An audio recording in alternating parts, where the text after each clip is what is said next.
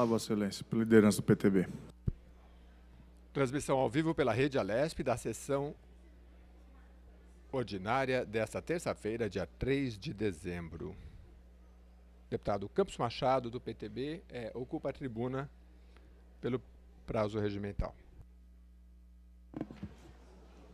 Excelentíssimo senhor Cauê Macris, presidente da Augusta Assembleia Legislativa de São Paulo. Digníssimo deputado Cauê Macris, presidente da Assembleia Legislativa de São Paulo.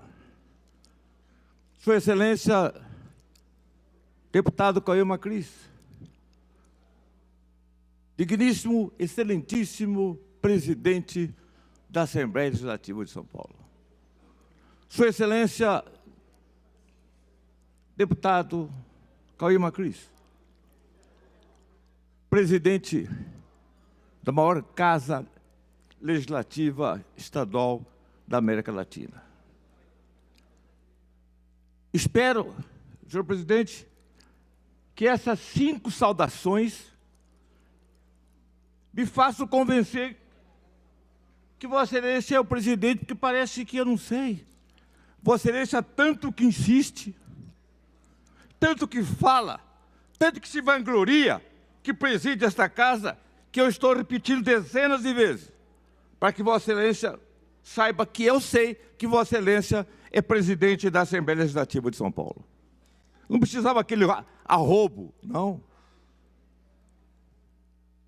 Para quê todo aquele arrobo de arrogância? Para que isso? Eu sei que Vossa Excelência é o presidente da Augusta Assembleia Legislativa de São Paulo. Para que repetir 4, 5, 6 vezes? Para que aquilo? Será que Vossa Excelência imagina que eu sou um retardado mental que não saiba que Vossa Excelência preside a casa? Mas Vossa Excelência precisa, para se engrandecer, para parecer mais forte do que é, e para mostrar prestígio, alterou a voz e disse, como se fosse um tenor italiano: eu sou o presidente da Assembleia. Mas eu nunca disse o contrário, até votei em Vossa Excelência. O que você precisa é de um banho de humildade, de luzes de simplicidade. A grandeza de um homem não está no seu cargo, está na simplicidade como ele o exerce. Mas Vossa Excelência hoje, para surgir diante das luzes do Colégio de Líderes, me disse dezenas de vezes: eu sou o presidente da Assembleia Legislativa de São Paulo, eu sei, desculpe. Eu vou lhe chamar novamente. Sua Excelência, deputado Cauê Macris, presidente da Augusta da Excelsa Assembleia Legislativa de São Paulo. Está contente, senhor presidente? Ou precisa que eu diga mais alguma coisa? Será que alguém aqui está em dúvida de que Sua Excelência, o senhor deputado Cauê Macris, preside esta Casa de Leis? Vossa Excelência deveria ser um pouco mais humilde, ser um pouco mais simples, tratar os seus colegas com urbanidade. Eu não preciso de nada de Vossa Excelência, nada. Mas eu não posso deixar terminar faltando 1 minuto e em dizer que Vossa Excelência é o efetivo presidente da Assembleia Legislativa de São Paulo.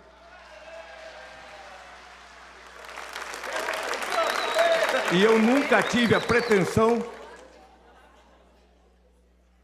de querer ser presidente, pelo contrário, fui um mero cabo eleitoral de Vossa Excelência, que Vossa Excelência já se esqueceu também, porque assim é a vida. as grandes figuras humanas como Vossa Excelência se esquecem de gestos simples, de apoios sinceros. Você precisa que as pessoas o chamem constantemente de presidente, de excelência, para sentir um pouco maior que os deputados da Casa.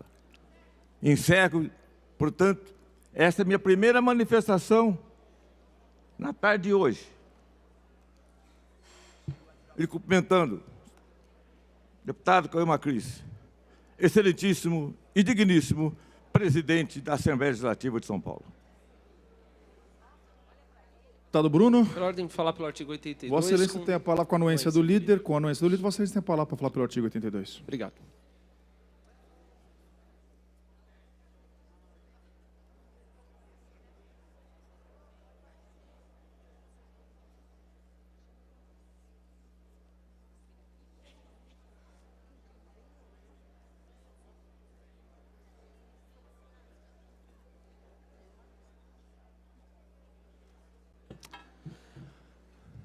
Boa tarde a todos. Cumprimentar aqui os colegas amigos deputados, a população aqui presente, reivindicando direitos legítimos. Temos aqui na casa um debate bastante rico, que deve se aprofundar cada vez mais. Aliás, antes de entrar aqui no meu assunto, eu quero me colocar à disposição de todos. É um assunto que eu estou acompanhando e quero me colocar à disposição dos senhores. Para quem não me conhece, meu nome é Bruno Ganem, e meu gabinete 1111 está à disposição.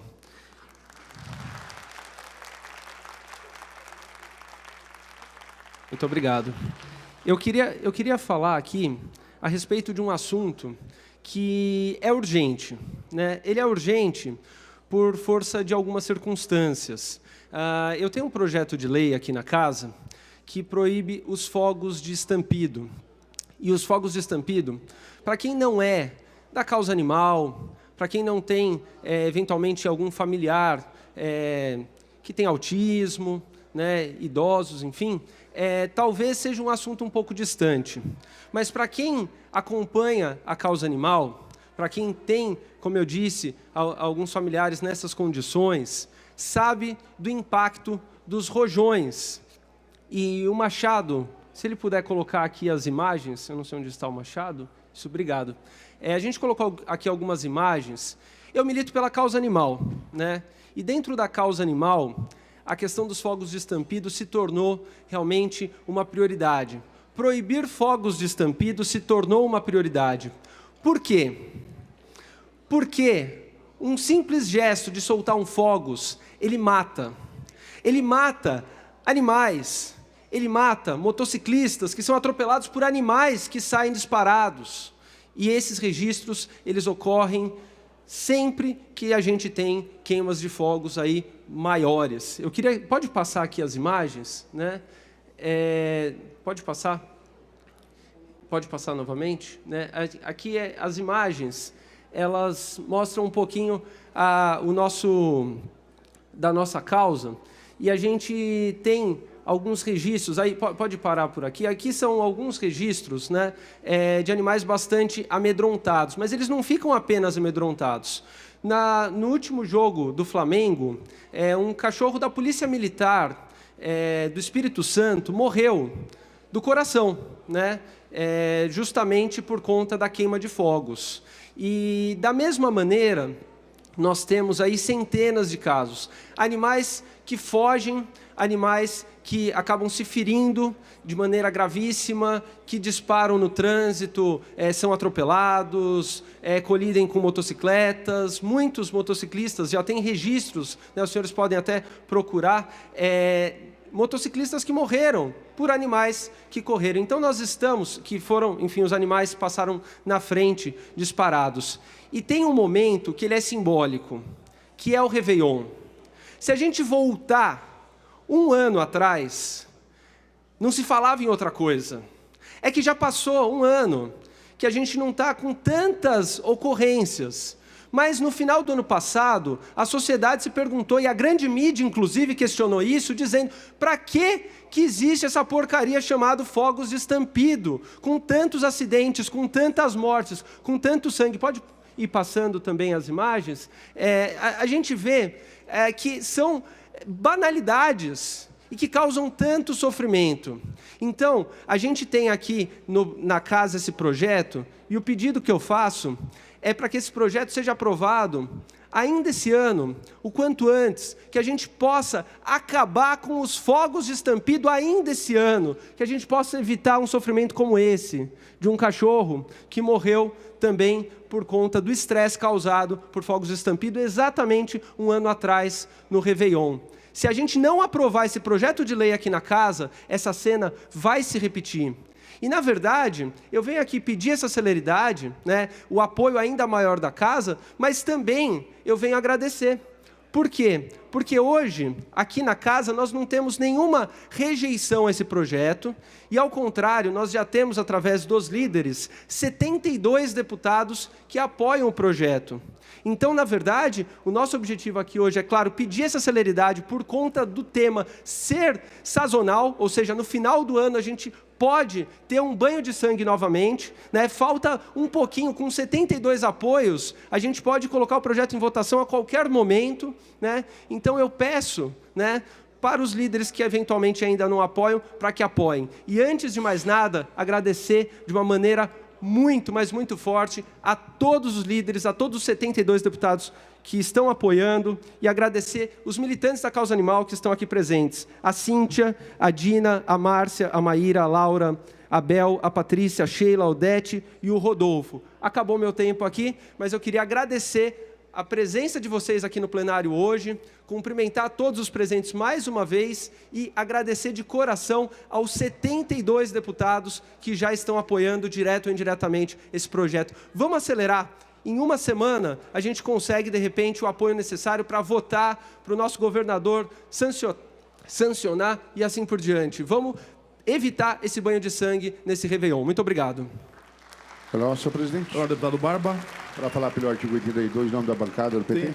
Tem a palavra, Vossa Excelência.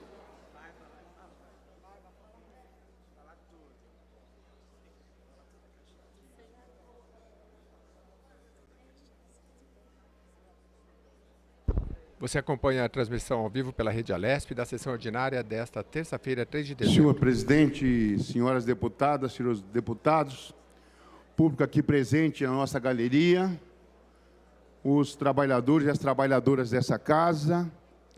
Minha primeira subida nessa tribuna aqui hoje é para tratar de algo que eu não gostaria de tratar dessa tribuna. Para tratar da tragédia de Paraisópolis.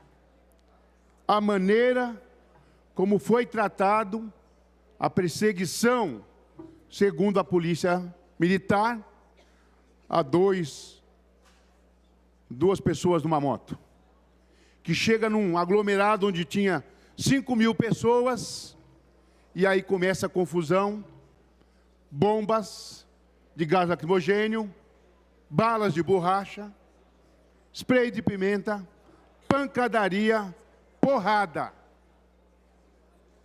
Essa foi a ação da polícia militar, que teria que ser muito bem preparada para não chegar nesse nível. Onde está uma aglomeração de 5.000 pessoas, estimado por quem estava ali. E aí você vê a fala do governador João Dória, e não é só a fala dele aqui em São Paulo, o Witzel lá no Rio, e o Bolsonaro lá em Brasília, estimulando, quando quer aprovar o excludente de licitude, que é qualquer ato ilícito que alguém da segurança pública cometa, ele está excluído disso. O Witzel no Rio de Janeiro mandando atirar, e o João Dória aqui em São Paulo mandando descer a borracha de qualquer jeito.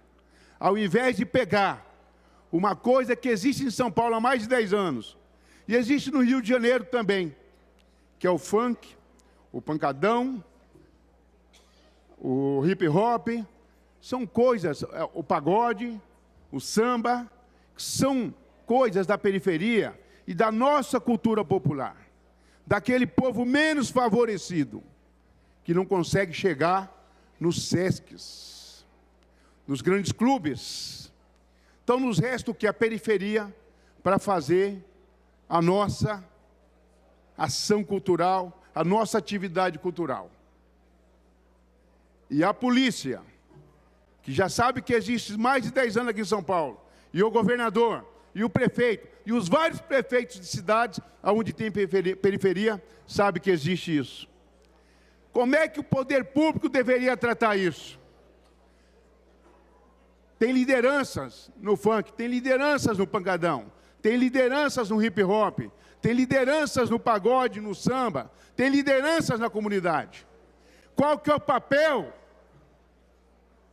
do poder público? É chamar essas lideranças, organizar e, a partir daí, garantir segurança pública nesses eventos.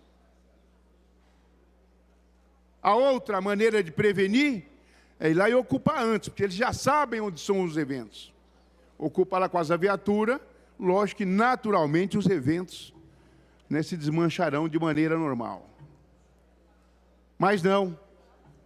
Que nós vimos, estamos assistindo, ouvimos no rádio, noticiado por aí afora, em todos os meios de comunicação, foi a tragédia de 9 mortos, cujo mais novo é 14 anos e o mais velho é 23.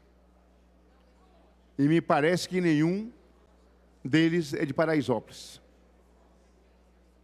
E por que tem essa inter-relação? Porque as redes sociais hoje funcionam. E é natural você convidar um amigo para ir na tua festa cultural. Eu, por exemplo, eu vou no pagode da 27, lá no Grajaú, quando eles fazem aniversário. Lá junta 30 mil pessoas, deputado Gianazzi. 40 mil pessoas. Mas é acordado com a prefeitura, vai lá a GCM, organiza, tem banheiros químicos, tem bombeiros, a prefeitura bota o palco, o vereador Alfredinho ajuda a organizar. Não acontece um incidente. A polícia vai lá e ajuda. Não tem pancadaria. Eu não acredito que o pessoal da polícia que está aqui aprove o que aconteceu lá. Eu tenho certeza. Eu espero que não. Eu espero que não. De repente, eu posso estar enganado. Eu acredito que não. Todos os depoimentos que eu sempre vejo aqui, dessas coisas onde tem multidão, eles têm se comportado de outra maneira. Agora, não dá para aceitar que o governo do Estado e os prefeitos municipais e a Secretaria de Segurança Pública e Secretaria de Cultura não entrem, inclusive de Educação, não entrem para ajudar a montar a organização disso, que é possível fazer. Basta ter vontade política. E se tiver vontade política de fazer, as lideranças conseguem fazer junto com o poder público. E aí nós vamos parar de ver essa quantidade, né? Porque não começou esse ano. Começou ano passado lá em Guarulhos, teve 3 mortos. E sempre tem pancadão. A nossa juventude da periferia é da cultura dela. Ele vai no pancadão, ele vai no funk, ele vai no hip hop, ele vai no samba. E o que tem essa juventude que precisa ir de maneira organizada, com apoio da segurança pública, com apoio do poder público, com apoio da Secretaria de Cultura e com apoio do poder do Estado. Então, era isso que eu queria fazer nesse primeiro debate. No próximo debate, aí nós vamos discutir, né, a nossa pauta da ordem do dia aqui, que é a PEC 18, PLC 80. Muito obrigado, presidente. Pela ordem, senhor presidente. Pela ordem, senhor presidente. Deputado Gianazzi. Gostaria de encaminhar pela liderança do PSOL. Na verdade, nós não estamos... Desculpa, 82, artigo 82. Tem a palavra ao silêncio pelo artigo 82. Transmissão ao vivo pela Rede Alesp, aqui do plenário Juscelino Kubitschek, da sessão ordinária desta terça-feira, 3 de dezembro. Senhor presidente, senhores deputados, senhoras deputadas, público aqui presente, telespectador da TV Assembleia, servidores, servidoras presentes hoje, mais uma vez, na Assembleia Legislativa, participando da Assembleia dos Professores, do ato dos servidores contra a farsa da reforma da Previdência, contra o confisco salarial,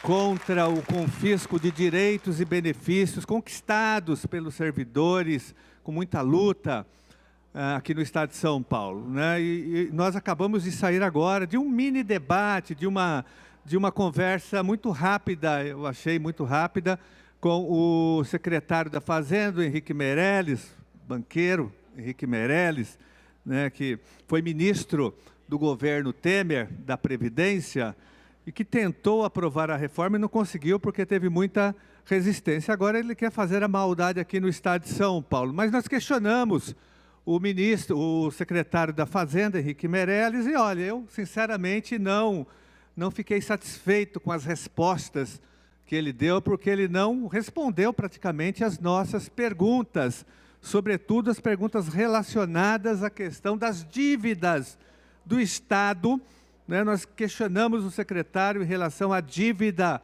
pública com a União.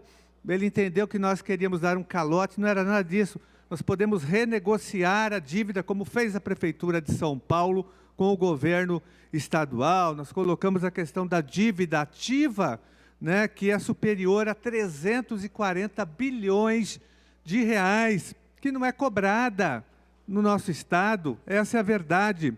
Colocamos a questão da dívida passiva do Estado com a Previdência, né? Ele simplesmente falou o que o presidente da São Paulo Previdência já tinha colocado para nós numa outra reunião, que ela já foi paga e era de apenas 43 bilhões, mas eu me lembro, e todos se lembram aqui, os deputados que estavam em 2007, na época da reforma da Previdência do Serra, né, que a dívida era de 100 bilhões de reais. Ele disse que já foi paga, mas não há nenhum documento, não há nem uma justificativa, né, formal falando sobre isso. Colocamos também uma outra questão importante, que é a política de desoneração fiscal, né, dos descontos dos benefícios fiscais a grupos econômicos do Estado de São Paulo. Isso gera uma desoneração de quase 20 bilhões de reais, dinheiro público canalizado para setores empresariais,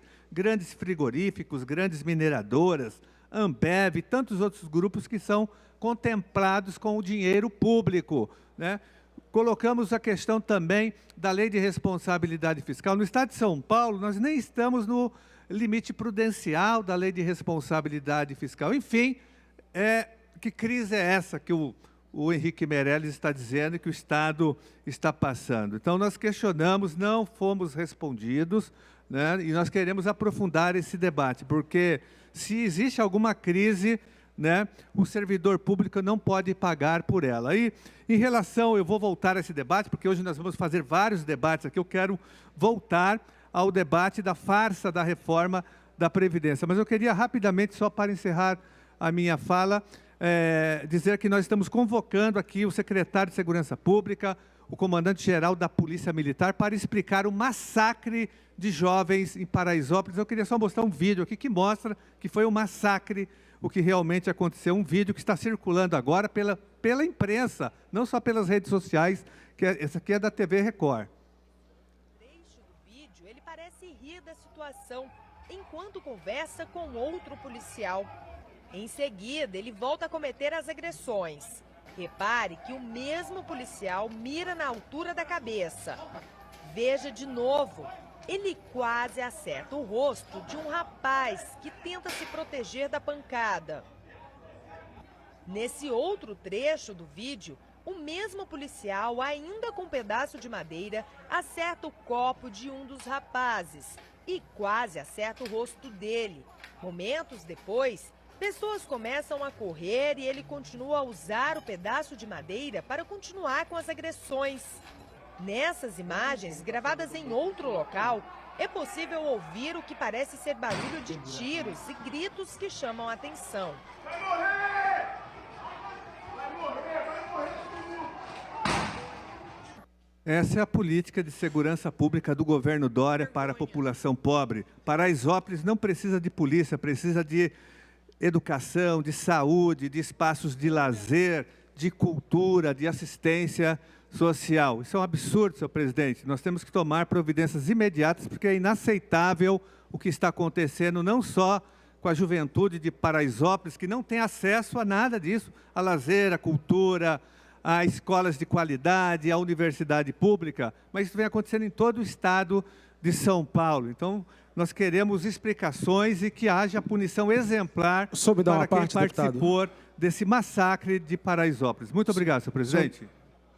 Pela ordem, senhor presidente. Pela ordem, nova deputada Marcelia. Para falar pelo artigo 82, pela liderança da minoria. Tem palavra, Vossa Excelência.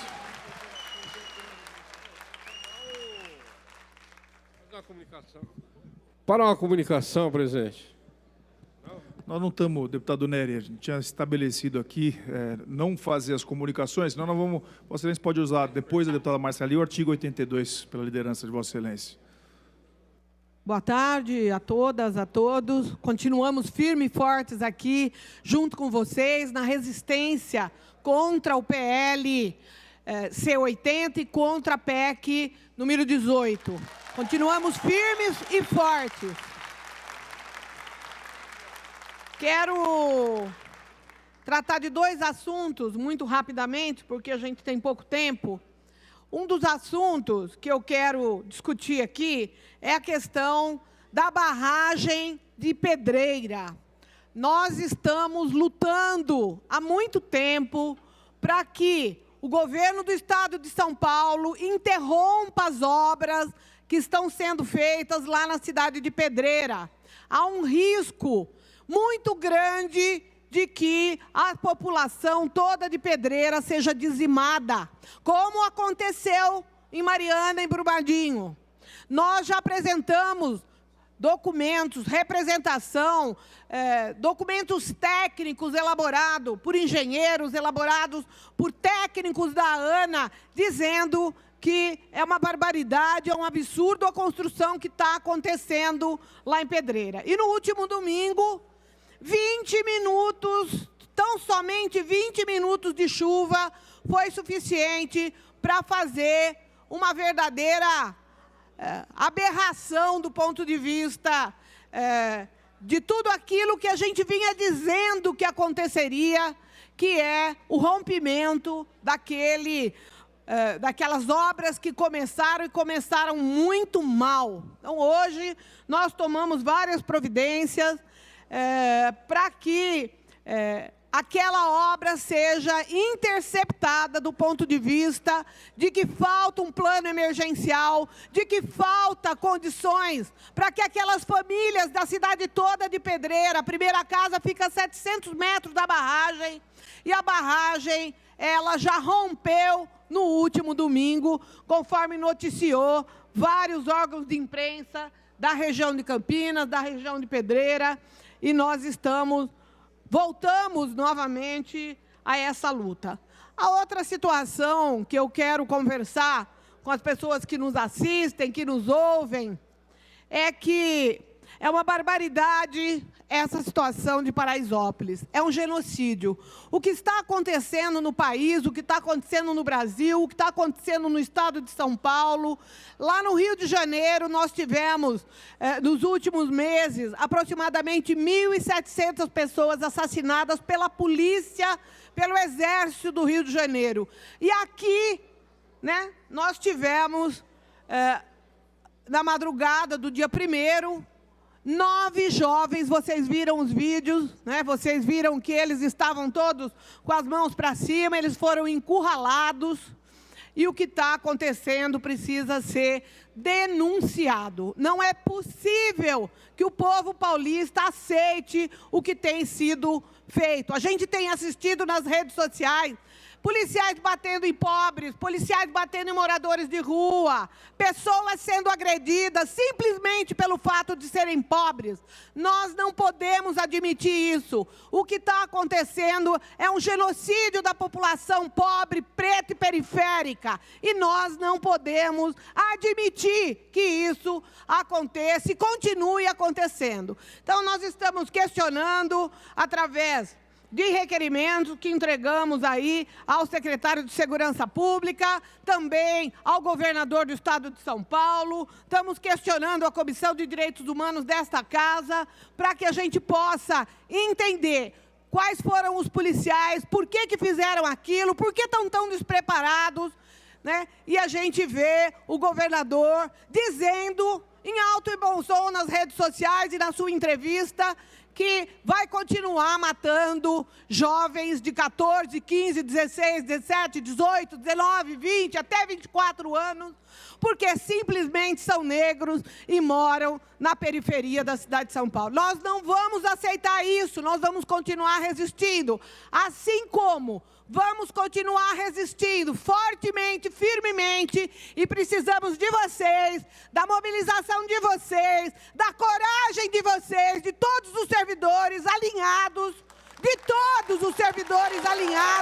para que a gente possa interromper aquilo que eles dizem que tem que ser aí uma economia para quê? Para que economia?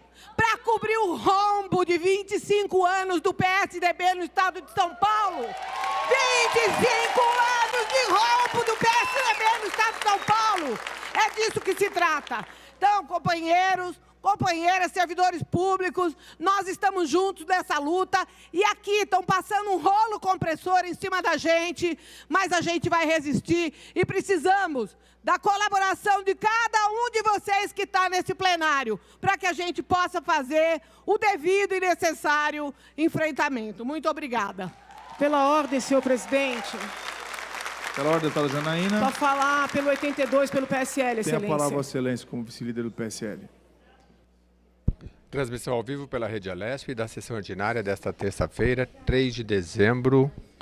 Deputada Janaína Pascoal, do PSL, vai ocupar a tribuna pelo prazo regimental de 5 minutos. Muito obrigada, senhor presidente. Cumprimento Vossa Excelência, todos os parlamentares presentes, as pessoas que estão aqui trabalhando pelos seus direitos, os funcionários da casa. Bem, eu vou voltar a um ponto a respeito do qual eu venho falando desde o primeiro momento que essa reforma chegou a esta casa. A reforma propõe elevar a atual alíquota de 11% para 14% para todos os funcionários públicos, independentemente dos seus recebimentos, dos seus vencimentos.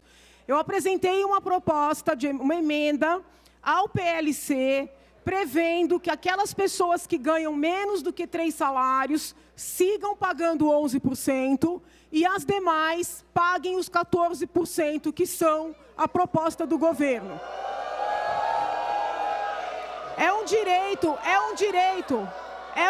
Perdão, vejam. Preservar o tempo de Vossa Excelência, direito. Janaína, só fazer um comunicado a todos os presentes aqui.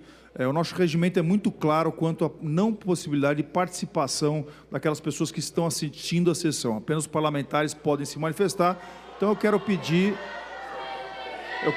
pela primeira vez, de maneira educada, que todos cumpram o regimento da Assembleia. Sob pena, logo mais, eu ter que suspender a sessão, né, e passar a sessão para mais tarde. E aí, é a escolha de cada um, né, se não for possível, vou caminhar para o processo de suspensão da sessão. É o primeiro aviso, normalmente eu dou 3 avisos antes da suspensão da sessão, eu faço essa solicitação a todos os presentes. Deputada Janaína, devolvo a palavra a Vossa Excelência, preservado o tempo de Vossa Excelência. Para que fique claro, a proposta dos 14% não é minha. A proposta dos 14% é do governo.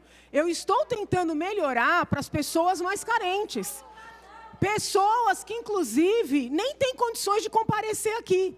Pessoas, né, que trabalham muito e sofrem muito para levar 1 salário, 2 salários, 3 salários para casa. Pessoas que não têm lobby. Então, é por essas pessoas que eu estou trabalhando. A proposta do governo são 14%. Eu estou tentando melhorar para os mais vulneráveis. Hoje estou aqui desde de manhã debatendo isso, seja na CCJ e agora no Colégio de Líderes. Aproveitei a presença do secretário Meirelles para novamente tratar do tema. Tanto o secretário como o presidente da SPPrev disseram que é impossível porque tem uma vedação na esfera federal de que no âmbito estadual uma alíquota seja menor do que o que se cobra no federal. Eu fui buscar o dispositivo sobre o qual eles estão se pautando. Eu faço questão de ler o dispositivo, porque isso que eles estão dizendo não está escrito aqui. O dispositivo diz: os estados, o Distrito Federal e os municípios não poderão estabelecer alíquota inferior à da contribuição dos servidores da União, exceto se demonstrado que o respectivo regime próprio de previdência social não possui déficit atuarial a ser equacionado.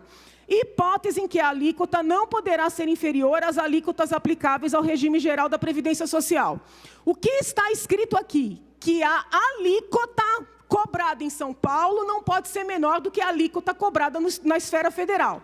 Pois bem, quem ganha até um salário mínimo na esfera federal vai pagar 7,5%. Quem ganha entre um salário mínimo até R$ 2.000 na esfera federal vai pagar 9%. Quem ganha de R$ 2.000 a R$ 3.000 na esfera federal vai pagar 12%. Então, na esfera federal, o espectro de funcionários que eu estou tentando proteger paga no máximo 12%. E eles estão propondo 14% para a universalidade dos funcionários em São Paulo. Quando eu fiz essa ponderação, seja para com o secretário ou o presidente da SPPrev, o que eles disseram? Eles disseram que, na verdade, eles estão trabalhando com a média das alíquotas, que, na verdade, não pode ser uma média de alíquota superior, na verdade, inferior no estado de São Paulo. Mas aí é uma interpretação que eles estão fazendo, porque isso não está escrito na lei. Por que eu estou insistindo nesse ponto? Porque eu entendo firmemente, e peço aos colegas que leiam o artigo 9º da PEC que foi aprovada no âmbito federal, para perceberem que não existe essa vedação. Nós estamos tratando, eventualmente trazendo para o âmbito estadual uma alíquota que, para estas pessoas mais vulneráveis, é muito superior à cobrada na esfera federal e, vou além, é muito superior à alíquota cobrada no setor privado. Por que essa reforma precisa ser feita? E eu nunca neguei ser defensora da reforma. Para não colocar o funcionário público em situação privilegiada com relação ao funcionário do setor privado. Mas nós não podemos inverter essa equação. Não podemos penalizar o funcionário público, sobretudo o mais carente, inclusive quando comparado com o funcionário da esfera privada. Então, eu peço encarecidamente, eu percebo que não está fácil conseguir essa proteção para os que recebem menos, eu peço encarecidamente aos colegas que me apoiem nessa causa e ouso dizer, já disse isso para o líder, a depender, eu não tenho condições de votar sim essa reforma, Excelência. Estou falando isso com a maior transparência. Eu não vou penalizar aqueles mais simples que tem um tratamento diferenciado na reforma federal e na esfera privada. Muito obrigada. Pela ordem, deputado Neri, tem Vossa Excelência a palavra para falar pelo artigo 82. Pela, senhor presidente. Só uma questão de ordem, deputado Barbão. Não é comunicação, não. Não, né? é uma questão de ordem, senhor presidente. Pois não. Senhor presidente, tem muita gente lá fora em função da Assembleia que aconteceu aqui hoje. Então, nós verificamos que não tem nenhum dos plenários, não tem nenhum evento previsto. Solicitando ao senhor que faça a concessão, abra os plenários e transmitir pela TV Alesp, para que o povo possa acompanhar o debate importante. Peço para que seja aberto os plenários que estão sendo utilizados e aqueles que não conseguiram, por falta de espaço, entrar no plenário principal, possam acompanhar os debates pelos plenários transmitidos pela TV Assembleia. Com a palavra, o deputado Neri. Senhor presidente, boa tarde. Obrigado, senhor presidente, pelo atendimento. Claro. Boa tarde a todos os parlamentares, Polícia Militar, pessoal da galeria. Eu venho aqui dar os parabéns ao deputado Campos Machado, o qual pediu audiência pública, fez uma batalha no Colégio de Líderes para conseguir, e quero lhe agradecer por confiar a presidência da audiência a esse deputado. E foi muito bom, Campos. Nós ouvimos todos. Foram 4 horas e 18 minutos de audiência pública. Mas não deixei de ouvir nenhuma associação ou sindicato que representasse o nosso funcionalismo público. E por que isso? Porque eu defendo o diálogo. Eu defendo ouvir o trabalhador. E, contudo, conseguimos ainda reunir o presidente da SPPrev, junto com as associações, Carlão.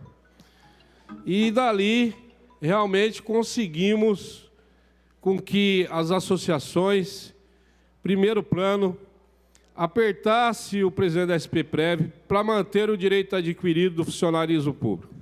Eu não participei, que eu estava presidindo a audiência pública, mas alguns representantes me disseram que já começou a fluir essa negociação e pode ser que consigamos aí manter o direito adquirido. E por que eu estou falando isso e parabenizando o Campos Machado? Porque, além de ser um grande amigo de muitos anos, estou vendo a luta dele para realmente preservar os direitos dos nossos funcionários públicos.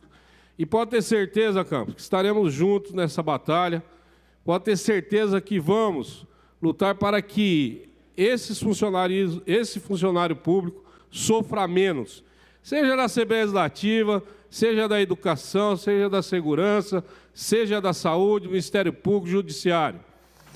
Eu até falei no dia que já me chamaram de sindicalista de quartel.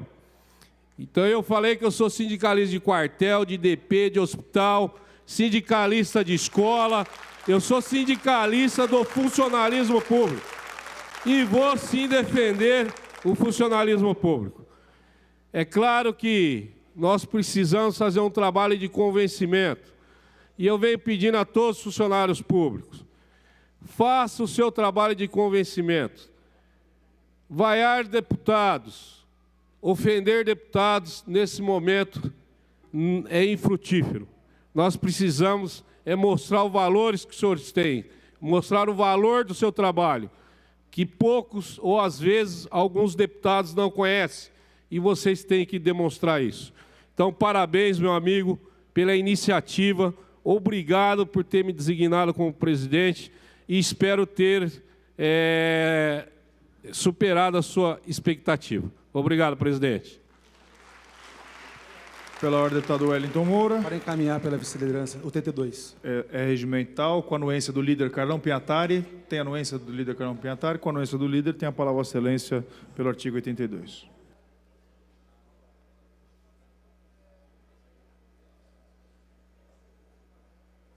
Senhor presidente, senhores deputados, público aqui presente, eu quero até fazer, em relação agora à PEC e também ao PLC, da Previdência, perguntar à deputada Janaína Pascoal, como que ela não poderá ser favorável? Nós, deputada Janaína Pascoal, fizemos uma emenda a 151, que passou, fui o relator especial, e eu coloquei e passei junto com essa emenda, passei mais duas emendas, uma do Campos Machado, que eu achei muito justa, e uma do Márcio da Farmácia.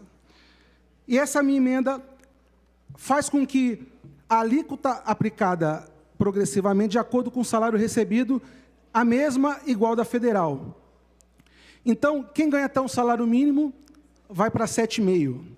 Mais de um salário mínimo, até R$2.000, vai para 9%, diminui também. De 2.000 a 3.000, vai para 12%. De 3.000 a 5.839,45, que é o teto do INSS, aí sim vai para 14%. De 5.839 até 10.000, 14,5%. De 10.000 a 20.000, 16,5%. E de 20.000 a 39.000, 19%. E acima de R$39.000, vai para 22%. Então, nós fizemos uma emenda que segue todo o estudo que foi feito na Câmara Federal por todos os deputados, para que hoje nós pudéssemos, aqui no Estado de São Paulo, aprovar a PEC, que vai garantir, com certeza, com que o Estado não venha quebrar. Eu acredito que talvez o público que está aqui presente está sendo levantado por deputados, está levantando um grande auê por deputados que talvez nem viram essa emenda, mas foi colocada para atender justamente a vocês. Talvez estão professores que estão aqui, é você que ganha aí um salário mínimo, talvez é você que ganha... Ô, senhor presidente, as pessoas aqui não querem nem deixar... Senhor presidente? As pessoas aqui, senhor presidente... Eu quero respeito, senhor presidente, aqui nessa casa. Infelizmente, a gente não está tendo das pessoas aqui presentes. Eu gostaria de pedir pela segunda vez para a galeria, só lembrando que nós vamos até a terceira vez, para que, por favor, não se manifestem. Não é lícito e nosso regimento é claro sobre isso, a participação daquelas pessoas que estão na galeria durante o processo de debate. Então, devolvo a palavra, preservado o tempo, deputado Wellington Moura. Obrigado, senhor presidente. Então, nós queremos informar a todos que estão aqui e a todos que nos acompanham pela TV Assembleia que essa emenda vai garantir com que o servidor público que ganha um salário menor do que R$ 5.839 fique equiparado até os 14%. Então, vai ser de 7,5% a um escalonamento até 22%. Tecnicamente, quantos de nós aqui, deputados, estamos sendo pressionados, estamos sendo procurados, como eu já fui procurado por vários servidores, por pessoas do Tribunal de Contas, do Tribunal de Justiça, das associações, que hoje pedem para que a gente também possa fazer com que a PEC passe, mas de uma forma justa. E eu acho que essa, senhores deputados, seja a forma mais justa que nós podemos fazer. É fazer com quem ganha menos, contribua menos. E com quem ganha mais, contribua mais. Então, eu peço o apoio dos senhores deputados.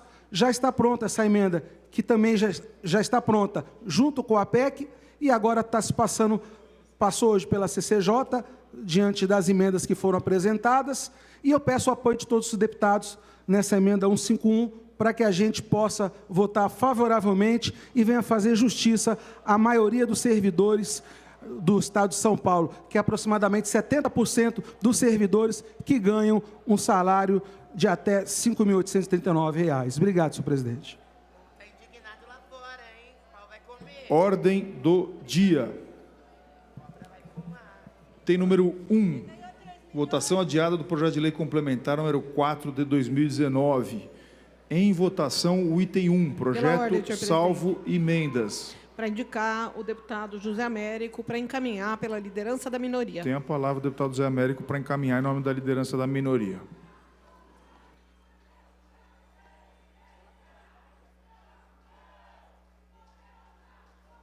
Você acompanha nossa transmissão ao vivo pela Rede Alesp da sessão ordinária desta terça-feira, 3 de dezembro. Boa tarde, boa noite a todos, senhores e senhoras deputadas.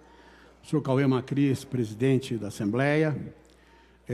Bom, com relação ao PLC 4, eu me preocupo com esse PLC porque acho que pode ser, tem que pensar muito bem, que pode ser uma forma de penduricalho nos salários dos agentes fiscais de renda e pode trazer problema para os tetos, etc. Mas eu queria falar de uma outra coisa também, senhor presidente. Os deputados, pelo menos 50 deputados que se reelegeram nessa casa, mais aqueles que não se reelegeram e que têm direito, não estão recebendo as suas emendas impositivas, que foram previstas por lei. Vocês vão ver que tem a ver com o que vocês estão falando. Não estão recebendo as emendas impositivas. Emenda impositiva dá transparência para a relação entre o governo e os deputados. Todos recebem por igual. O líder do governo e o governador não estão pagando as emendas impositivas. Até o final do ano ele vai pagar no máximo 40%. E vai colocar o resto em restos a pagar. Agora vocês perguntam, poxa, mas como ele quer, tratando a Assembleia desse jeito, como ele quer aprovar a PEC da reforma da Previdência? Como é que ele vai fazer isso? Está na cara, gente. Ele está fazendo isso, não está pagando, porque ele certamente está acertando emendas paralelas, informais com os deputados da base. Eu não tenho nenhuma dúvida disso. Porque, senão, ele não tinha nenhuma chance de aprovar. O Congresso Nacional, deputado Campos Machado, parou no dia de hoje porque o Bolsonaro não pagou as emendas. Por que aqui não acontece nada? Porque ele está negociando em paralelo. Nós ficamos sabendo de 3 a 5 milhões. Em paralelo para os deputados da base. Isto, gente, pode implicar em gastos de até 200 milhões de reais no ano que vem, para poder aprovar a PEC da Previdência. Acho, porém, que quem acreditou nisso vai levar um formidável balão, certo? Ele não vai pagar, ou vai pagar só uma parte. De todo modo, vai se gastar muito dinheiro para poder aprovar a PEC da Previdência. É isso, gente, infelizmente é isso que está acontecendo. E o objetivo estratégico do governo a não pagar a emenda impositiva dessa vez é para fazer voltar o que era, quando o governo pagava as emendas para quem ele queria. O Alckmin fez isso, a ponto de a base do governo ter virado a mesa 3 anos atrás, virou a mesa 3 anos atrás, e aprovamos uma alteração na Constituição Estadual de que você passa a ter emenda, todos os deputados passam a ter uma quantidade de recursos para emenda por igual. Oposição, situação, sei lá quem quer que seja, para você dar essa equalização. Isso incomoda os governos, porque ele é obrigado a pagar uma coisa que ele não tem contrapartida em termos de servilismo da base para poder votar naquilo que eles querem. Então ele está desmoralizando, infelizmente, desmoralizando a emenda impositiva. A liderança do governo ontem comunicou à Folha de São Paulo que já negociou deixar para o ano que vem 60 deputados, ou seja, as contas de 60 deputados vão ser deixadas para o ano que vem, e restos a pagar. E eu me pergunto, como é que eles vão aprovar uma emenda, aliás, uma PEC tão desgastante, né, que vai levar muita gente a ser questionada na rua, porque é uma paulada no funcionalismo público de São Paulo, é uma paulada na polícia, é uma paulada dos delegados, dos professores, é uma paulada de todo mundo. Como que as pessoas vão se colocar a cara para bater, sendo que ele não está pagando nem as emendas? É porque existe essa negociação à parte, gente. Infelizmente é isso. Mas para aqueles que estão negociando com o governo, eu quero fazer uma conta aqui rápida, para vocês verem que vocês correm risco de também levar um balão. De 2018, sobraram mais ou menos por deputado 2,5 bilhões de emenda impositiva para ser pago. Esse ano vão sobrar mais ou menos por deputado 2,5 bilhões a 3 para ser pago, já são 5. O ano que vem cada um de nós tem mais 5 bilhões. Então nós estamos falando aqui, se a gente pegar 50 deputados, nós estamos falando aqui de 500 milhões de reais. Fora os a mais, é quase 1 bilhão de reais. Vocês acham que ele vai pagar? O governo Dória vai pagar isso, gente? Nunca que ele vai pagar. Se ele não está pagando as impositivas, que nós no dia 5 vamos entrar com uma ação na justiça por improbidade administrativa contra o governador caloteiro de emendas, contra o caloteiro do João Dória. Nós vamos entrar com uma ação por improbidade administrativa, por ele estar tratando de forma desigual os deputados. Ele não vai pagar, imagine que ele vai pagar os 2,5 bilhões do tempo do Márcio França para 90 deputados, são mais ou menos 150 milhões. Ele vai pagar o que sobrou esse ano para 50 deputados, que são mais 250, são 400, são 500, e vai pagar mais os 5 no ano que vem, que vai chegar a 750 milhões? Nunca, gente, nunca. Então, quero deixar isso bem claro, que nós temos um governador que está manipulando a lei que criou as emendas impositivas, que equalizava os deputados, situação e oposição, dava transparência, dava democracia, porque ele preferiu fazer promessas de emendas paralelas à bancada governista, para poder assegurar a votação dessa reforma da Previdência. Aliás, como disse para vocês, que ele vai pagar em parte, ele vai enganar também, mas de qualquer forma, alguma coisa ele deve pagar, por isso que a casa está muito tranquila em relação à aprovação da PEC que vocês colocaram, né? Então, vocês podem ver que uma parte grande dos deputados está a favor da PEC, né? Está a favor da PEC, que certamente tem as negociações bilaterais com o governo. Agora, quero dizer aqui para o líder do governo, Carlão, que ele não perde por esperar. As minhas emendas, que ele não puder pagar esse ano, não precisa empenhar. Ele outro dia falou que, não empenho, não precisa empenhar. Eu vou na justiça contra o governador caloteiro, que caloteia os deputados que lutam e são independentes, que caloteiam, e que está fazendo um arroxo, aliás, um ajuste fiscal em cima do funcionalismo, sem precedente na nossa história. Está sendo aprovada no Congresso a PEC paralela, né, a chamada reforma paralela. Por que ele não espera isso aqui chegar? Vamos discutir no âmbito dessa proposta, da chamada PEC paralela, que foi discutida pelo Senado, proposta do Tasso Gereissati. Vamos discutir a reforma da Previdência a partir disso. Não estou dizendo que eu seja a favor, mas vamos discutir. Por incrível que pareça, a reforma do governo federal, que meu partido foi contra, tem muito mais, retira muito menos conquistas do que a PEC do João Dória. Retira muito menos conquistas. De todo modo, nós temos que aguardar. Nós vivemos numa república. Por que pressa? Espera chegar do Senado a PEC paralela. Aí nós vamos discutir, à luz da PEC paralela, o que é possível fazer, né? Por que essa pressa? Porque ele quer impor uma reforma escorchante sobre vocês, sobre todas as categorias. Vai arrecadar, sabe o quê, gente? Muito pouco. Vai arrecadar 3 bilhões por ano em 10 anos. Esse dinheiro, ele recuperaria, como diz o Janazzi aqui, cobrando a dívida fiscal, né? Cobrando a dívida fiscal com os empresários, que ele não cobra. São Paulo, a sonegação em São Paulo, gente, é quase de 3 por 1. De cada R$1, né? Aliás, desculpe, o contrário. Cada R$3 que você arrecada, 1 é sonegado, 30% é sonegado. E você tem também os subsídios secretos. Esse é o único governo do mundo que tem subsídio secreto. 20 bi de subsídio secreto. Para resolver o problema de 3 bilhões, ele resolveria facilmente com esses subsídios ou cobrança de dívida ativa, né? E não faz isso, por quê? Porque é mais fácil atacar o funcionalismo, é mais fácil aviltar o serviço público, é mais fácil destruir e desconstituir o Estado.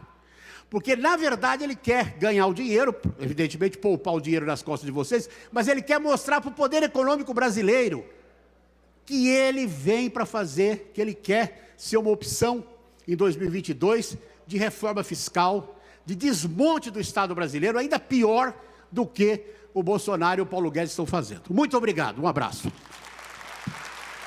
Obrigado, senhor presidente.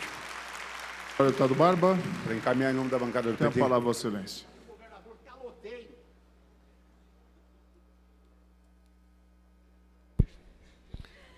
Você acompanha a transmissão ao vivo pela Rede Alesp da sessão ordinária de 3 de dezembro desta terça-feira.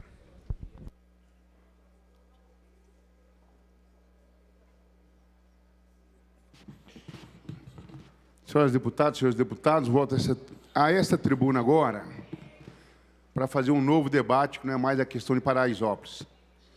Agora eu volto para a gente poder discutir a questão da PEC 18, que hoje foi para o debate na Comissão de Constituição e Justiça e o PLC 80. A PEC hoje, ela tinha uma emenda substitutiva da professora Bebel, em nome da bancada do Partido dos Trabalhadores. Aqui eu quero pedir uma salva de palmas para a professora Bebel, que representa muito bem o funcionalismo público, junto com as outras entidades que participaram de um debate importante aqui ontem, coordenado pelo Sargento Neri, aqui no plenário Franco Montoro, onde esteve presente 15 deputados e deputadas. Todos falaram, e falou mais 42 pessoas representando as entidades sindicais. Parabenizar você aqui pessoalmente, Sargento Neri, que você teve paciência, conduziu com paciência e não teve pressa. Tem gente que fala 3, ele já quer ir embora. Bom, mas veja o que aconteceu aqui hoje. Tinha um relator nomeado para a PEC na Comissão de Constituição e Justiça. Deputado Reni, do Novo. As várias emendas apresentadas e o substitutivo foi rejeitado na Comissão de Constituição e Justiça. Apenas a emenda 3 do delegado Olim e a emenda 30 do deputado Campos Machado foi aprovada. O resto, tudo foi rejeitado. Agora, deu seguimento ao debate, alguém pediu vista, levantou a sessão. Quando alguém pede vista, a sessão está encerrada. Tenho certeza que a pessoa que hoje manda no Castelinho vai nomear, se já não nomeou, o relator especial, que é o presidente da casa, o Cauê Macris. Aqui eu tenho chamado de reizinho, porque transformou a Assembleia num Castelinho para ele poder mandar. Mas o mais importante, eu sei que ele está cumprindo o papel dele, é prerrogativa do cargo dele, cabe a ele fazer isso. Mas eu hoje, outro dia, alguns deputados falaram assim, olha, não é bom ficar citando deputados aqui da tribuna. Nós fizemos um embate aqui, quase derrotamos o governo. Nós tivemos 40 votos. O governo teve 41. Nós perdemos por um voto.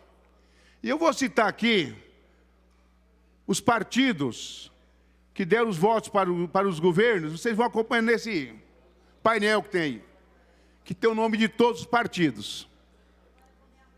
E aí o pessoal vai reclamar, mas não tem problema, eu vou colocar aqui. Comigo não tem esse negócio, não. Já disse aqui, deputado que não aguentar a pressão do eleitor, deixa o cargo, renuncia e o suplente assume. Aqui é uma casa para fazer a disputa. E o que está em jogo é o futuro de vocês. E tem gente acreditando que ia ser fácil negociar uma emenda. Aí eu tenho boa relação com o governo, minha emenda vai ser aprovada. Né? Tem deputado, se quiser eu dou nome. Vocês querem que eu dou nome? Olha que eu vou começar pelo Novo. O Novo não apresentou algumas emendas, né? Mas também foi rejeitado. E o relator é do partido dele, é o Hering. O PSB, então, está encantado. Achou que ia negociar a emenda. Também está rejeitado. O Márcio da Farmácia, coordenador, o líder do PT, do Podemos, o líder do Podemos, achou que também ia negociar a emenda. Também foi rejeitado. Que é da base governista. Só teve 2 emendas acatadas. Só 2. Pode até haver outra negociação e a sua ser incluída. Até agora não foi. Entendeu? Só na PEC, só foi acatado a emenda 30 e a emenda 03. Só essas 2. O PSL, alguns deputados e deputadas também encantado. Achou que ia incluir a emenda deles. O Gilmar Sique está ali todo preocupado se eu vou bater nele ou não. Vice-presidente dessa casa também estava encantado. Gente, só foi acatado 2 emendas. Uma do delegado Olim e a outra do deputado Campos Machado. E aí, nós precisamos, no 899, eu fiz um pedido aqui, e quem estava contra o 899, uma boa parte acatou. Naquele nós não podíamos votar nem contra. Nesse não. Nesse aqui o governo tem que botar 57 votos na PEC. Se aprovar a PEC com 57 votos, aí o PLC 80 só precisa de 48 votos a favor. E aí é que está a nossa briga. Nós precisamos chegar a 40 votos nessa casa, deputado Campos Machado, para não deixar aprovar a PEC. Nós temos que fazer a PEC virar o 04, que ninguém quer aprovar. Que ninguém quer aprovar aqui na casa. Está na ordem do dia, todo dia. Até o governo recuar. Porque se os deputados quiserem que abra negociação, é fazendo obstrução. Ninguém faz obstrução, deputada Valéria, a vida inteira para fazer. Obstrução você faz para quê? Para garantir o processo de negociação. Abrir as negociações, incluir a pauta dos trabalhadores. A senhora que é professora do ensino infantil, é isso? Se não me engano? Também. Que tem uma responsabilidade grande. Então, ninguém faz oposição só por fazer oposição. Não. Tem oposição que é uma questão de conceito, Tem uma que é questão ideológica e tem uma oposição que é para garantir a negociação, para defender o direito dos servidores aqui do Estado de São Paulo. Saúde, professores, a educação, saúde, a força de segurança pública, né, o pessoal, funcionalismo do Estado, os delegados, o Poder Judiciário, todo mundo. Lógico, e eu falei dessa tribuna, e vou repetir, eu não vou defender salário de 40, 50 mil reais, não, deputado Basunhões. Mas o teto da carreira de cada categoria eu vou defender, que eu acho que é justo. Alguém se preparou, alguém estudou, então é justo ter isso. Não me peça para defender salário de 50, 100 mil reais, eu não vou fazer isso.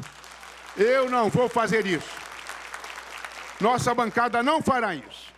Agora, defender, por exemplo, o teto, de quem ganha até o teto governador, é justo, Campo Machado? É justo, fez uma carreira, se preparou, estudou, se formou, aí é justo. Não me peça para defender, já foram na minha sala. O que eu estou dizendo aqui para vocês é porque eu já disse para eles primeiro na minha sala. E tem alguns que estão aí no meio e vão ficar meio chateados comigo, mas é uma postura que nós adotamos na bancada do Partido dos Trabalhadores. Então, esse é o debate importante. E eu distribuí ontem, eu trouxe essa lista aqui para poder mostrar. Distribuí essa lista ontem para várias pessoas, para poder reproduzir para vocês. Isso aqui é chamado espelho de votação, que foi do 899, dos precatórios, para que vocês tenham em nome, tenham em mãos, a lista dos deputados que votou a favor, porque os que votou a favor têm uma tendência de votar a favor novamente da PEC. E tem alguns que votou não, que nesse momento tem uma tendência de votar a favor, né, dessa PEC. E aí, nós estamos conversando com eles. Na minha avaliação hoje, nós temos algo em torno de 33, 34 votos nessa casa. É insuficiente para barrar a PEC. É insuficiente. Nós precisamos atingir 40 votos. Na hora que nós atingirmos 40 votos, a gente impede a PEC. Qual é o grande problema? E aí, eu tenho um pedido a fazer. Porque pode ser que o governo resolva a parte da bancada da Polícia Civil. E aí, de repente, os policiais virem todos a favor. Aí quebrou a harmonia entre a luta de conseguir a conquista do conjunto da obra. Não dá para fazer negociação segmentada. Não dá para fazer negociação pedaço de um, pedaço de outro, porque aí eu quero ter os 15 votos do PSL, por exemplo, se eu quiser ter, o governo vai lá e faz isso, já junta 15, aí eu acho que nós já quebramos essa corrente que está bem formada aqui. Que está bem formada em função não de interesses partidários, mas de interesses da classe trabalhadoras, de homens e mulheres. Não importa se é da saúde, da educação, do poder judiciário, da segurança pública, nós temos que nos manter unidos. Só a unidade da nossa luta pode garantir que a gente consiga chegar aos 40 votos e aí sim, fazer o governo retirar esse projeto e abrir o processo de negociação, aguardar a vinda da PEC paralela, que eu sou contrário, mas é muito mais avançado do que estão propondo aqui no Estado. Porque lá nós votamos contra. PT, PCdoB, PSOL, a Rede, PSB e o PDT. Nessa casa aqui não é a mesma composição. Essa casa aqui hoje tem um pouco diferente, né, nesses 35 votos. Mas se o governo resolver pontualmente, pode ser que ele comece a ter uma migração de gente... Para concluir, deputado Barba. Obrigado pela tolerância, presidente. Senhor presidente. Pela ordem, deputado Campos Machado. Para encaminhar pelo PTB. Tem a palavra, Vossa Excelência.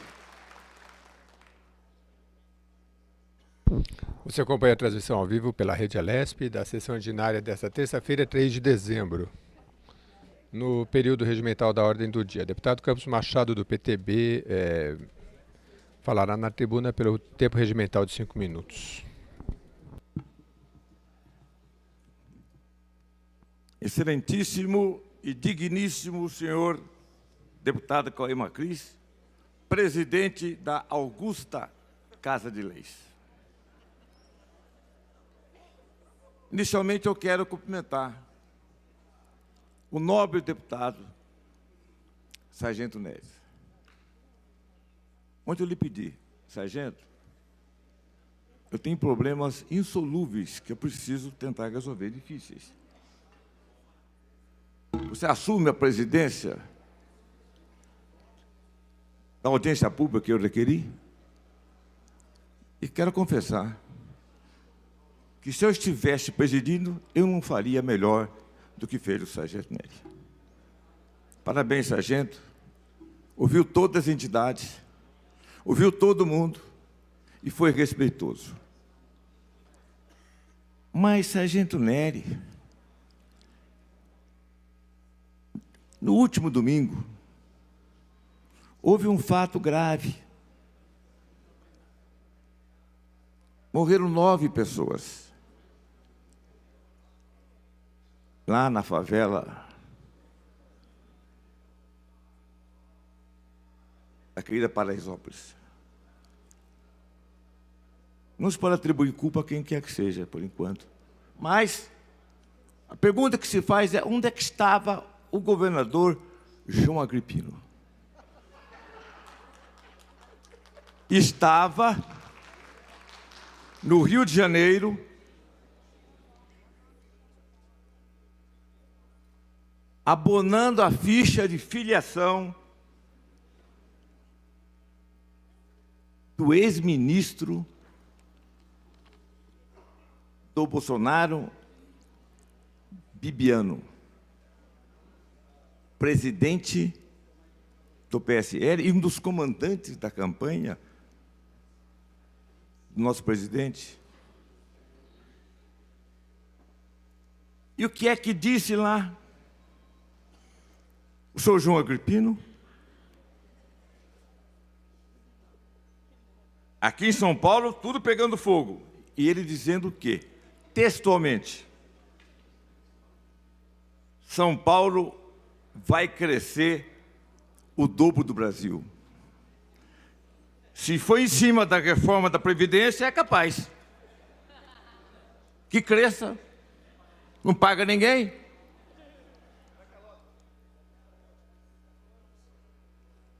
Aí eu fico indagando. Na última vez que um soldado da PM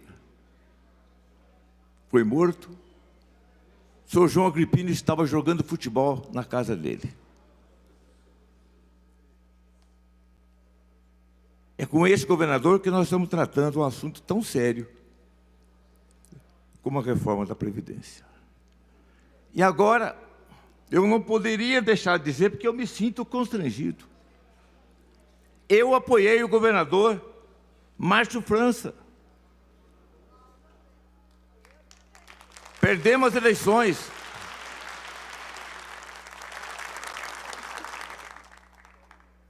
E neste ano,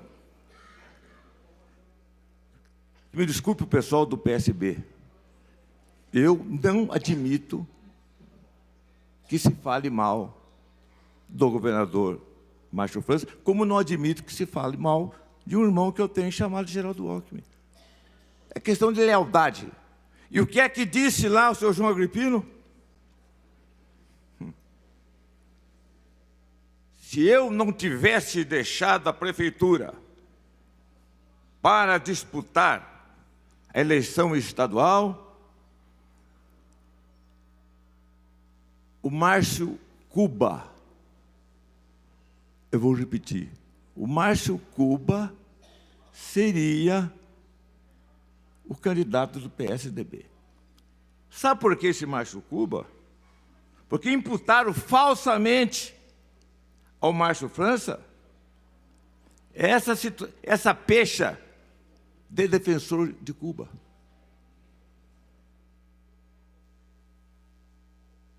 Agora, meus amigos, que me desculpe o PSB, não é o meu partido, não tenho que me intrometer em questão de partido, eu tenho que me intrometer numa questão que eu perdi a eleição e não mudei de lado. Chamar Márcio França de Márcio Cuba foi um dos motivos pelos quais Márcio França perdeu as eleições. E todo mundo sabe disso. Imputaram ao Márcio França que ele é comunista e ele nunca foi comunista.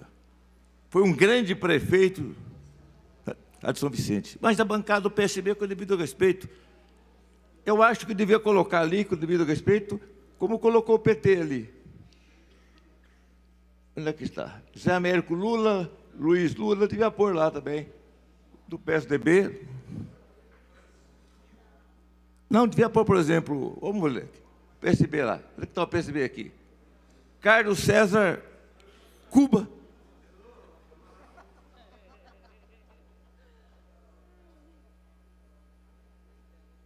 Aí eu indago. Onde está a liberdade com que nós vamos votar esse monstrengo chamada reforma da Previdência?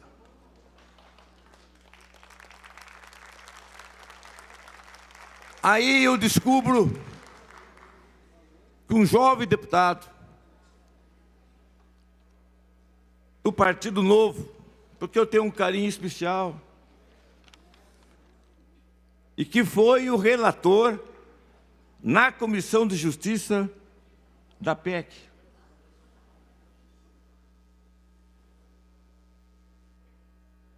Engue, deputado Engue. Sabia, deputado Enotato, que ele foi secretário municipal do ex-prefeito João Agripino? Olhe como é que nós estamos.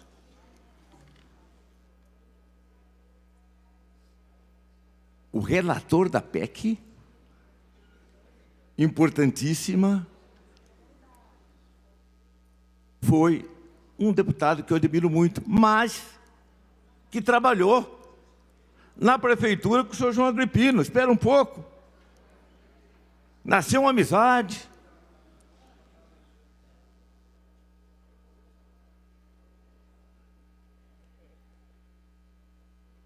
Graças a Deus que tem presidência nessa casa que não deixa fazer barulho em nada.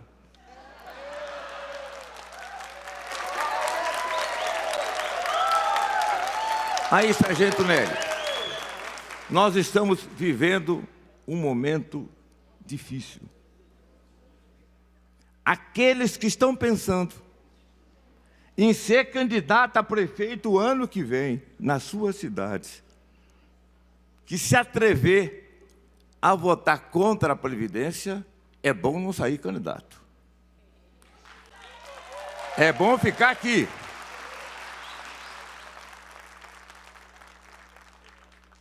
Porque o povo não vai perdoar.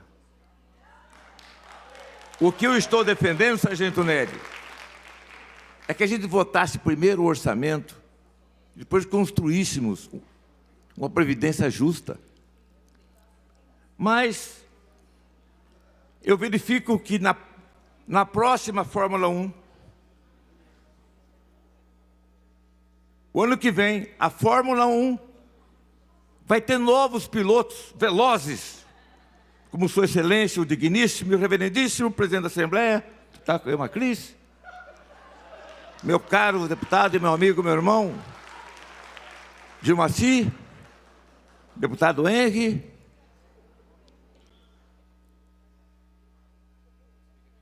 todos ágeis. Eu estou começando a pensar, imaginar que o Lio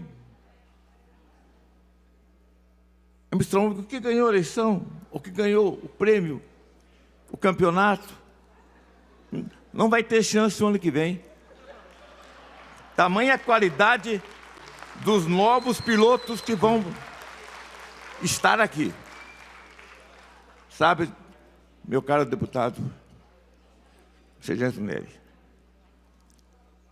nós temos que ter responsabilidade.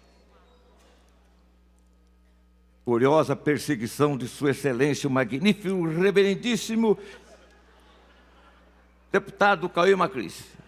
não tocou a campainha há pouco para o deputado Bárbara e para ninguém.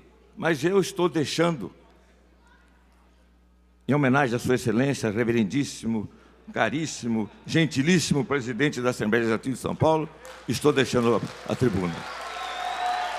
Pela ordem, senhor presidente. Pela ordem da deputada Janaína. Para encaminhar pelo PSL, excelência. Vossa Excelência tem a palavra em nome da liderança do PSL.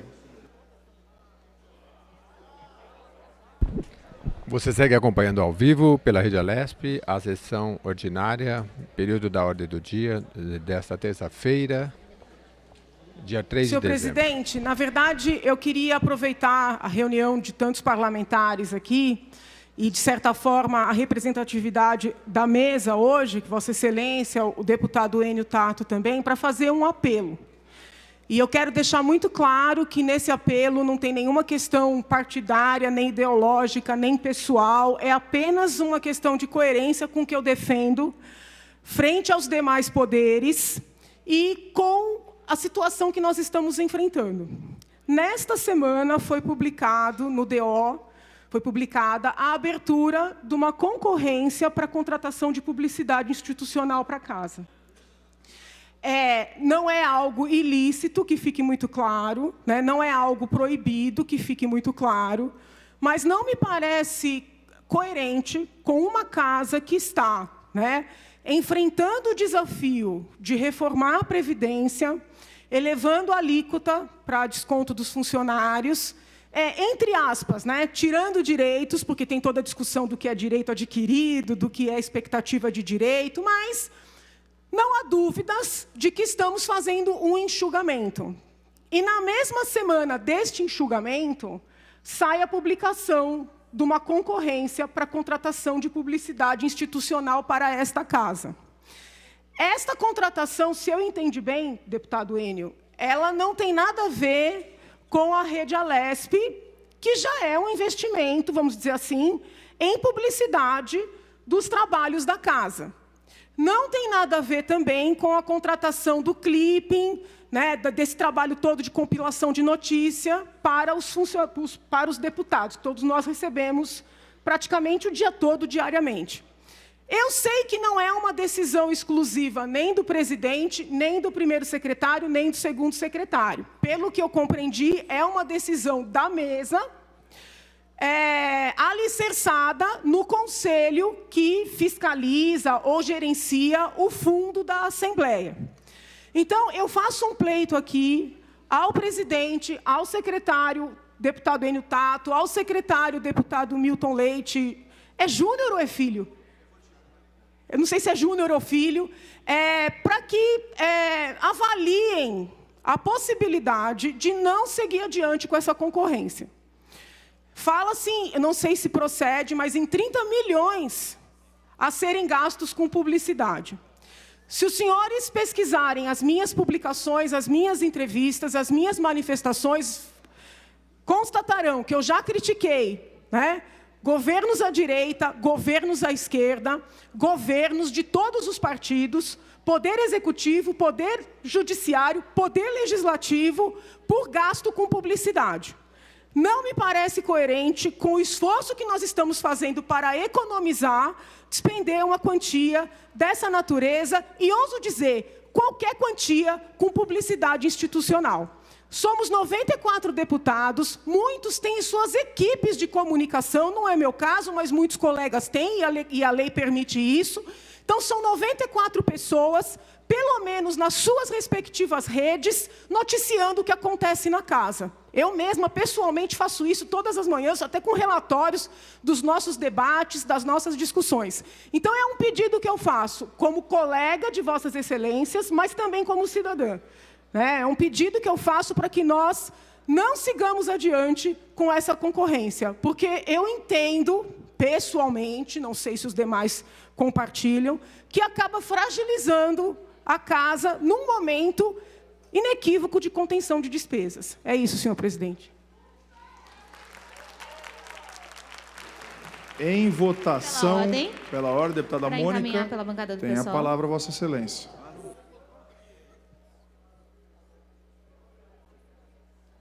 Transmissão ao vivo pela Rede Alesp, da sessão ordinária desta terça-feira, 3 de dezembro.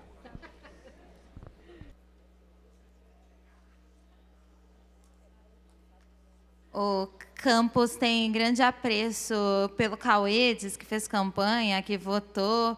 Eu só queria relembrar aqui, nessa disputa de título, que eu fui candidata, estava aí alternativa, mas escolheram, né? E aí agora a gente tem que refletir sobre as escolhas feitas. Aliás, a gente tem que refletir sobre todo o processo que a gente está vivendo e vencer algumas inocentes ilusões. Por quê?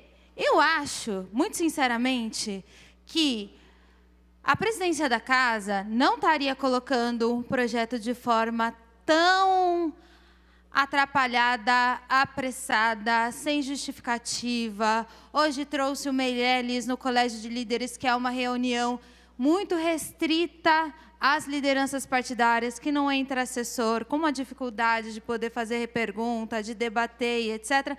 Não faria tudo isso com essa margem de conforto se não tivesse contado as garrafinhas e se já não tivesse muito seguro, para nossa infelicidade, que tem capacidade de aprovar aqui, com o apoio dos parlamentares que ficam quietos nesse debate, a brutal reforma da Previdência que foi proposta pelo simples gosto, prazer do governador de tirar o direito das pessoas a terem uma velhice tranquila, já que, vivo repetindo, o governo do Estado de São Paulo não está em colapso para a gente aplicar uma reforma tão brutal.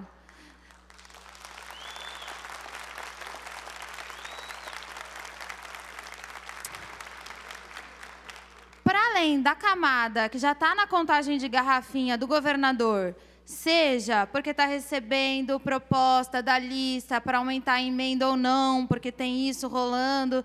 E eu, sinceramente, alguém que me antecedeu denunciou que a oposição não recebeu as suas emendas impositivas esse ano. Ex-deputado do PSOL, Raul Marcelo, eu liguei para ele, ele disse que as emendas impositivas do ano passado dele não foram liberadas. Enquanto isso, tem parlamentar de primeiro mandato, ou seja, que não passou pela votação do orçamento ano passado, que não teria direito à emenda esse ano, anunciando benfeitoria para a sua cidade, que desde já desse ano foi agraciado com benfeitorias do governador na sua cidade, onde pretende ser candidato a prefeito no ano que vem. Ou seja, tirou da oposição e liberou para a base. Eu acho que faz parte da contagem de garrafinhas. Mas, além dessa camada, tem a camada do que eu considero inocente. Gente que chegou aqui pelo voto democrático, acreditando que a gente esteja aqui numa Assembleia Democrática, onde cabe debate, onde cabe sonhar. As mais diversas bancadas produziram emendas. Tem gente bem intencionada mesmo querendo reduzir as desigualdades. Tem gente mal intencionada que quer só salvar uma categoria e deixar o resto ir para o esgoto, como se salvasse os policiais.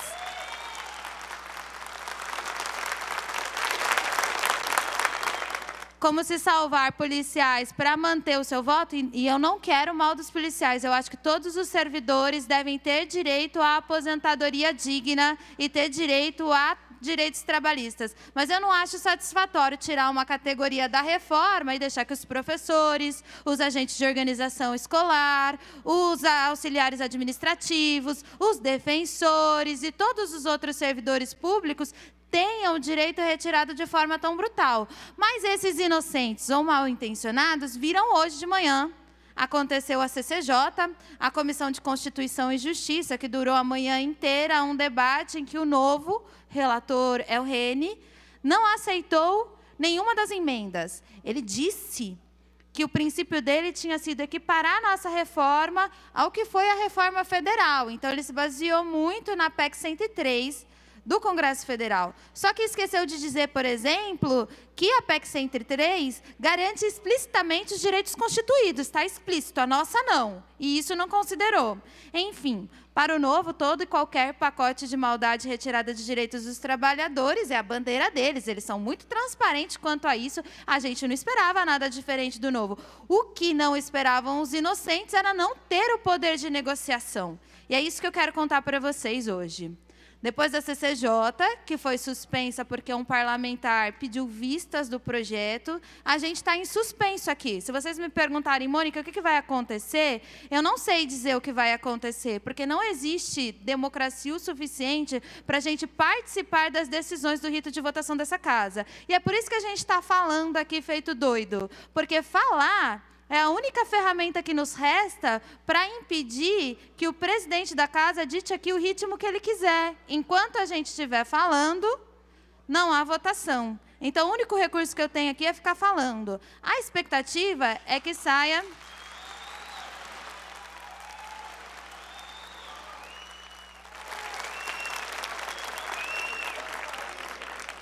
A expectativa aqui é que saia um relator especial. Eu faço votos que não saia, que o Carlos César tenha uma semana do prazo de vistas para ele tentar construir a redução de danos, que eu tenho certeza que é o objetivo do senhor, mas não tenho certeza que há à disposição da casa para respeitar os nossos direitos como parlamentares, porque se houvesse, o Meirelles estaria aqui explicando para a gente essa reforma, e não numa reunião fechada onde ninguém pode se perguntar, onde vocês têm que implorar para falar com o Meirelles. A gente não foi eleita aqui para implorar para falar com o secretário, mas a gente acha que vai sair relator especial e que, se não começar a votar amanhã a PEC, mais tardar semana que vem. E que qualquer proposta de redução de danos está em suspenso. E eu quero dizer aos policiais civis, que está aí, vários parlamentares negociando, vai tirar, não vai tirar, que são 2 textos, a PEC e a PLC.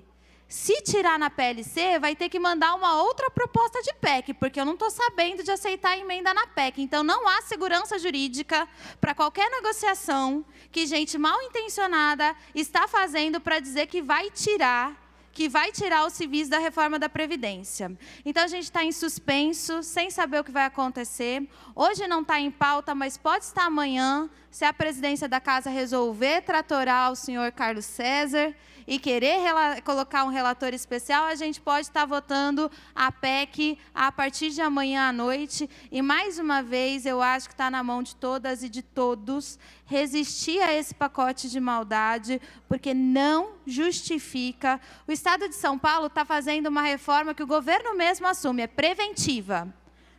Não estamos em colapso. O Estado não vai parar amanhã se a gente não fizer uma reforma. Aliás, o Estado de São Paulo não vai parar ano que vem, nem nos próximos 20 anos. Né? A gente está falando que em 23 anos, talvez, os inativos sejam maior do que os ativos. Tudo bem que tem déficit de contratação. Se contratasse, vou falar dos policiais, se contratasse os 15 mil policiais civis que faltam para ter delegacias de pé no interior, já seriam aí mais ativos do que inativos. O problema é que não contrata.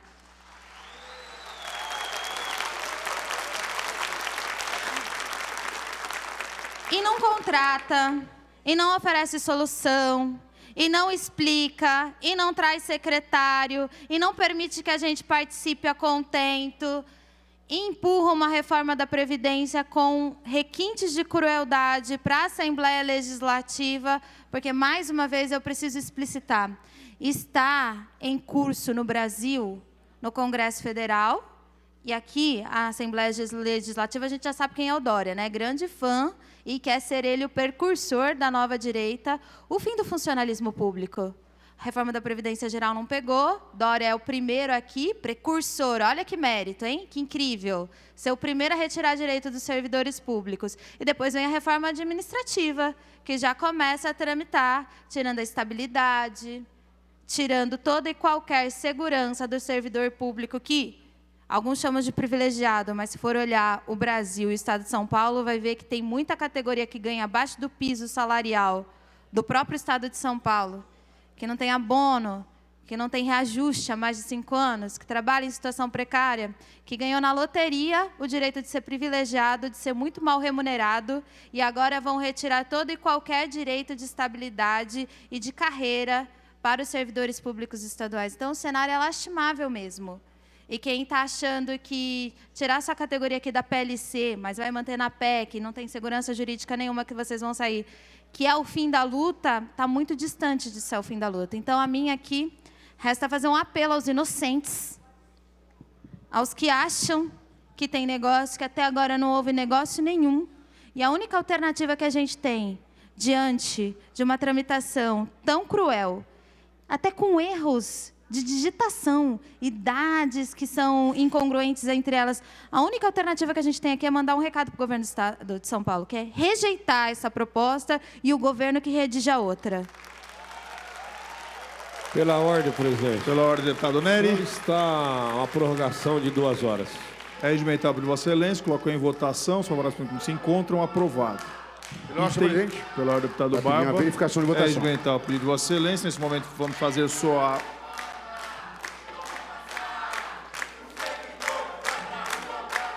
Eu disse a todos, senhoras deputadas e senhores deputados, nos termos do artigo 100, inciso 1º do Regimento Interno, convoco Vossas Excelências para uma sessão extraordinária a realizar-se hoje, 10 minutos após o término da presente sessão, ou às 19 horas, caso a sessão não atinja o seu tempo limite, com a finalidade de ser apreciada a seguinte ordem do dia. Projeto de Lei Complementar 78 de 2019.